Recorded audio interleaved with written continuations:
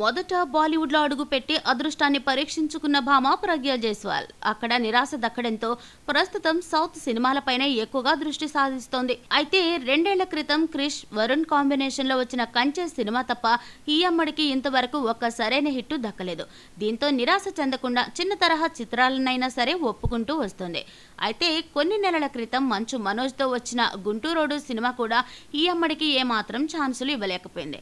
ఇక ఇలా అయితే లాభం లేదనుకుని తనదైన శైలిలో అందాలను ఆరబోయడానికి సిద్ధమైపోయింది. కంచె సినిమాలో చీరకట్టుతో మిస్టర్ అంటూ పిలిచిన ఈ ముద్దుగుమ్మ ఏకంగా ఇప్పుడు హాట్ లుక్స్ తో ఘాటుగా స్కిన్ షోకి సిద్ధమైపోయింది.